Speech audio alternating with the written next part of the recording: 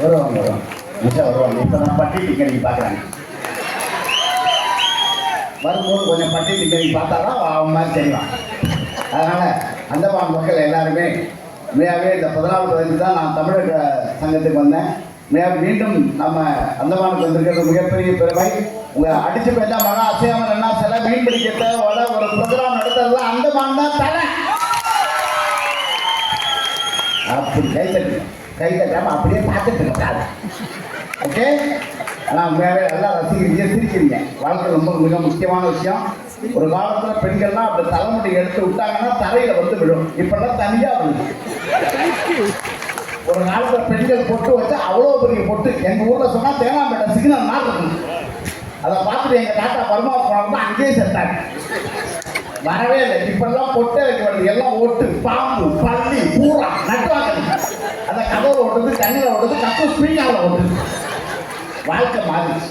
ஒரு காலத்தில் பெண்கள் தாலாட்டு பாடினா குழந்தை நல்லா தூங்கும். இன்னைக்கு பெரிய மாமலாம் இருக்காங்க, அவங்களாம் தாலாட்டு பாடினா தூங்கும். ஒன்று இன்னைக்கு ஒரு அம்மா மெட்ராஸில் அன்னைக்கு தாலாட்டு பாடுறது குழந்தைய தூணியில் போட்டு ஓடி ஆடி குழந்தை டப்புன்னு முடிச்சு ஏன் சனியை கட்டுறேன் உங்கள் வீட்டுக்காரன் அங்கே போய் கட்டுங்க.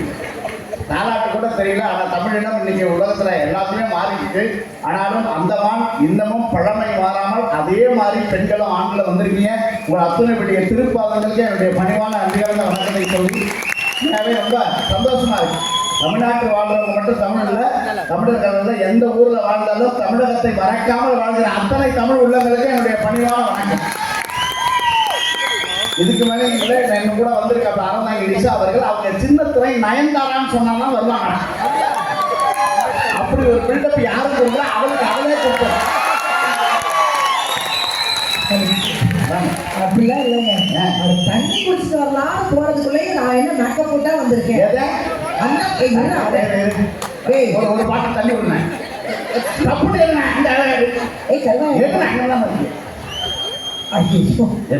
நான் என்ன கேட்கிறேன், இப்ப நானும் இதுல மூஞ்சி கழுவுறேன். கழுவு. நீயும் மூஞ்சி கழுவு. 1.5 கிலோ மாவு ஏறணும்.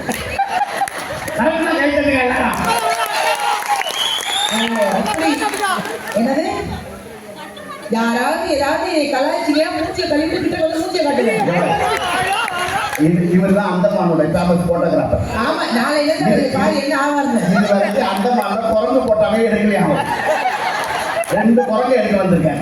அண்ணே உன்னை என்ன அப்படி சொல்லிக்கோ, என்ன அப்படி சொல்லாத. ஏன் தெரியுமா? இப்ப பாரு, நான் அவ்வளோ அழகா இருக்கேன்னு சொல்றவங்க மட்டும் எனக்காக கை தட்டுங்க பாப்போம்.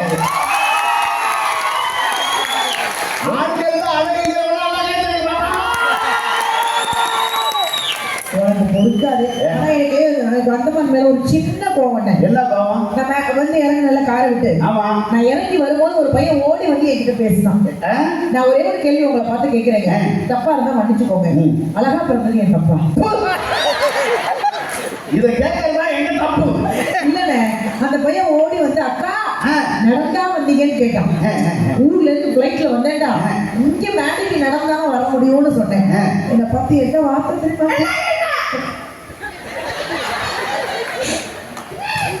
ஏன்டா நீங்களும் கத்துறீங்க? என்ன கேட்டான்? என்னை பத்தி என்ன தெரியுமா கேமராமேன் என்ன கேட்டான்? நீ என்ன தெரியுதுன்னு இப்ப 22 கேமரா போட்டோ எடுத்துருக்க.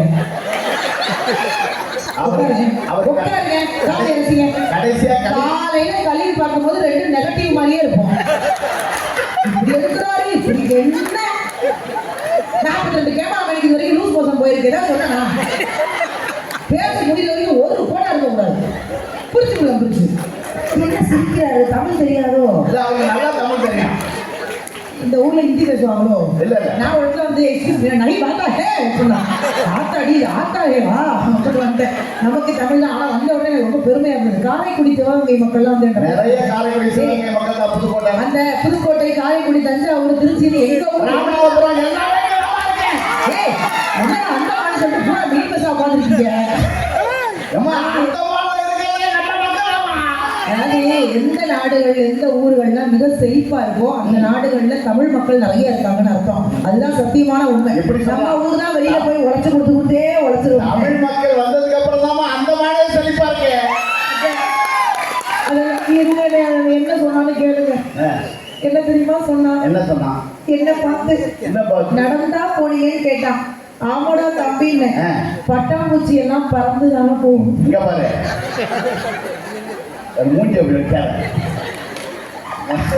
அண்ணே என்னதான் இருந்தாலும் அந்தமான் ஏர்போர்ட்ல வந்து இறங்கினல்ல, அப்பா ஒருத்தர் கேட்டாரு, என்ன கேட்டாரு? அந்தமான்ல ஒரு புள்ளிமான். அண்ணே நல்ல தம்பி, நல்லா பேசுவாங்க. டேய் தம்பி தம்பி உட்காரு. ஏய், அவனுக்கு என்ன அவசரமோ? இல்ல, 2 மணி நேரம் வரைக்கும் இல்ல, அவரு போனவரு அடக்கி வந்து உட்கார்ந்துட்டாரு. புள்ளிமான்னு சொன்னது தப்பா? பட்டாரம் எடுத்துட்டு போறாங்க. வாழ்ந்துட்டு போறேன்டா. ஆனா உண்மையிலே நிறைய மக்கள் வந்திருக்காங்க. குறிப்பா பெண்கள் நிறைய பேர் வந்திருக்காங்க. எந்த நிகழ்ச்சிக்கெல்லாம் பெண்கள் நல்லா சிரிக்கிறாங்களோ அந்த நிகழ்ச்சி சக்சஸ். சத்தியமான உண்மை. ஆம்பளைங்க அவ்வளவு ஈஸியா சிரிக்க மாட்டாங்க. பெருசா என்ன கேட்கல, சிரிக்க விட்டுருக்கீங்க. அப்படி கிடையாது. பெண்கள் வஞ்சகம் இல்லாத மனசு.